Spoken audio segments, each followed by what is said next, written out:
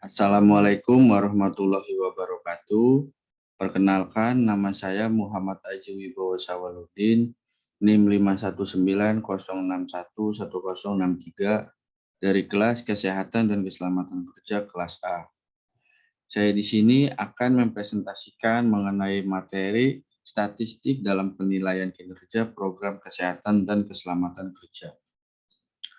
Pada presentasi kali ini terdapat studi kasus statistik K3 yang akan diselesaikan, yaitu sebuah perusahaan yang bergerak di bidang manufaktur mempunyai karyawan sebanyak 1.700 karyawan yang memiliki jam kerja sebanyak 2.280.000 jam dalam 1 tahun dan memiliki frekuensi rate pada tahun 2019 yaitu 65 kali. Pada perusahaan tersebut terdapat data kecelakaan kerja yang terjadi sebanyak 63 kecelakaan kerja dalam 1 tahun. Pada kecelakaan kerja tersebut menyebabkan jumlah hari kerja yang hilang sebanyak 165 hari.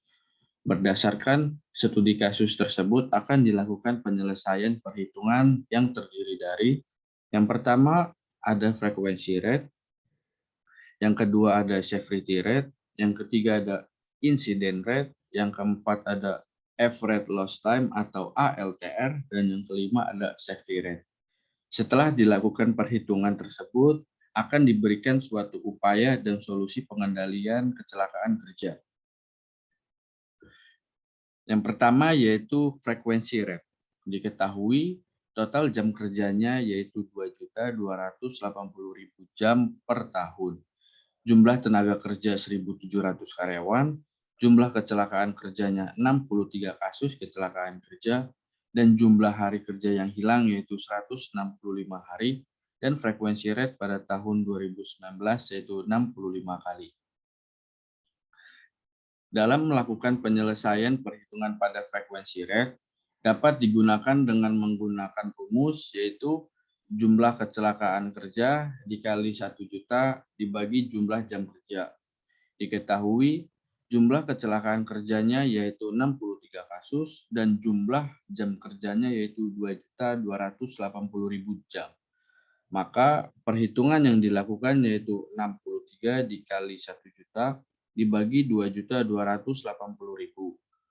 Maka diperoleh untuk nilai frekuensi rate-nya yaitu 27,63 atau dibulatkan menjadi 28 jam.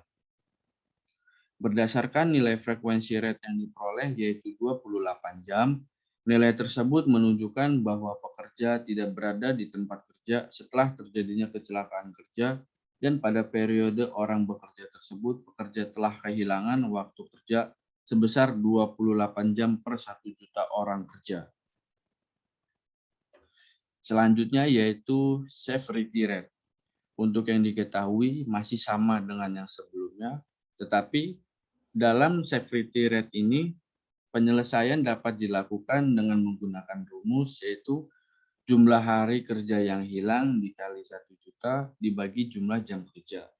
Diketahui jumlah hari kerja yang hilangnya yaitu 165 hari dan jumlah jam kerjanya yaitu 2.280.000 jam per tahun.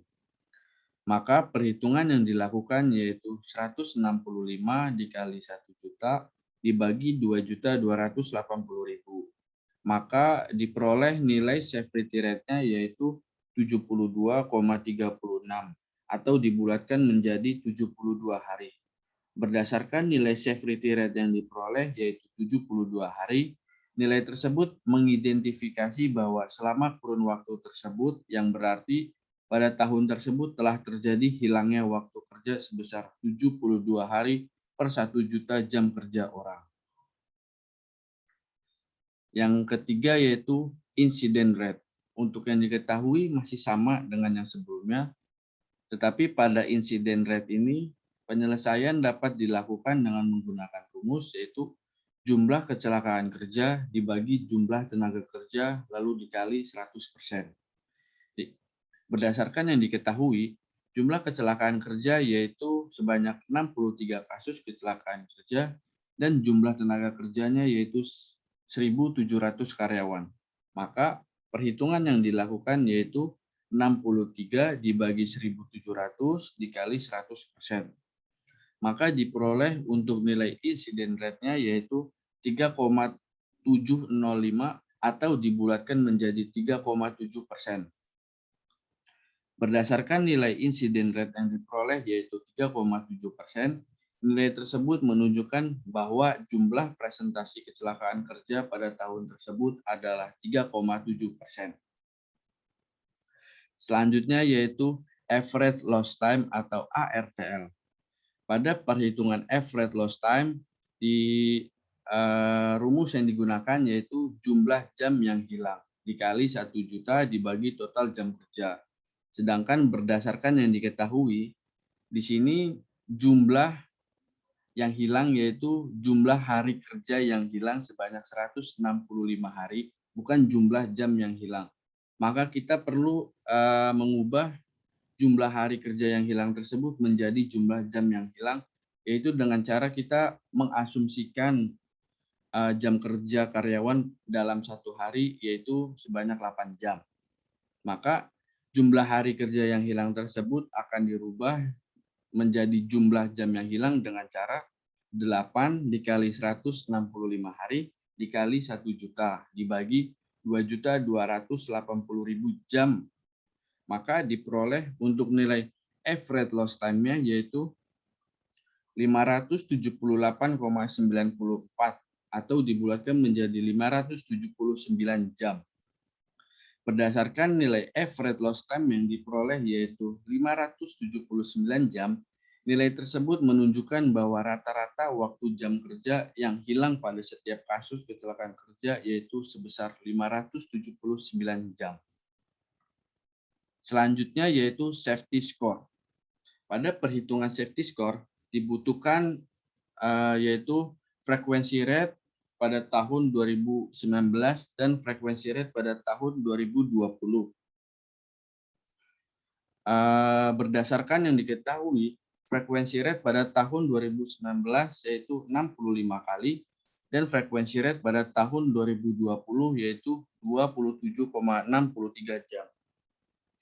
Dalam melakukan penyelesaian pada safety score, dapat dilakukan penyelesaian dengan menggunakan rumus yaitu frekuensi rate pada tahun 2020 dikurangin frekuensi rate pada tahun 2019 dibagi dengan frekuensi rate tahun 2019 dan dibagi dengan 1 juta.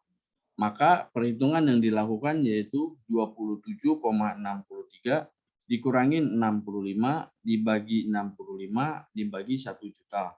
Maka diperoleh nilai untuk safety score-nya yaitu minus 0,000057